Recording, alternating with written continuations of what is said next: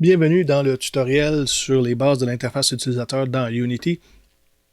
On va voir dans ce tutoriel comment créer des interfaces sur le Canva, comment mettre du texte, comment mettre des boutons, comment mettre des images pour créer une interface utilisateur.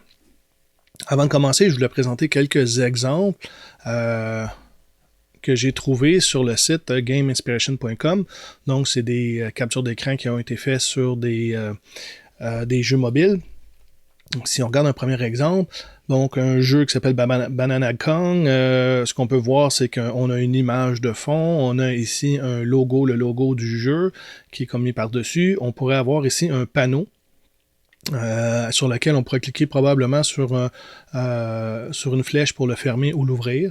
On a des boutons, les boutons de médias sociaux. On a un bouton qui est activé, parce qu'il n'est pas la même couleur que les autres, soit activé, soit mis en survol, probablement activé parce qu'on est sur un mobile. On a des indications ici qui ont peut-être un nouvel objet à pouvoir se récupérer dans le magasin. Donc, c'est pour ça qu'on a ça là. Un autre exemple qu'on a ici, des interfaces qui nous donnent des indications lorsqu'on a fini peut-être une partie. On a notre barre de vie ici avec les cœurs. Le temps restant, on nous dit qu'il nous reste, avant d'avoir des nouvelles vies, 29 minutes. On a un bouton pour fermer. On a encore un panneau. On voit bien ici qu'on a un panneau, on a une image en arrière-plan, puis on a un panneau par-dessus. On pourrait avoir aussi des petits panneaux. On pourrait penser qu'on pourrait enlever carrément ce panneau-là, puis tout ce qui est à l'intérieur pourrait être enlevé. On pourrait acheter des nouvelles vies avec un bouton ici. On a des images avec du texte à l'intérieur. Si on en regarde un autre, ici on est dans l'intérieur d'un jeu. On voit bien le jeu en arrière-plan et on a des éléments d'interface utilisateur pour le jeu.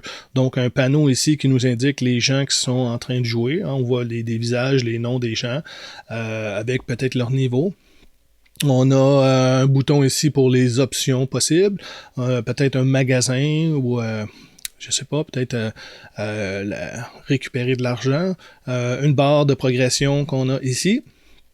Et on a aussi la monnaie qu'on a, donc du texte, des icônes qu'on peut voir. Donc l'interface utilisateur pourrait aussi être dans un jeu, par-dessus un jeu. Un autre exemple ici, beaucoup plus en texte. On a beaucoup de texte ici. On a les options du joueur, une image de fond. On a encore là ici peut-être d'autres options pour le joueur, un magasin, l'inventaire. Donc beaucoup de texte, un bouton pour revenir en arrière. Peut-être des boutons ici avec du texte à l'intérieur et la monnaie qu'on a.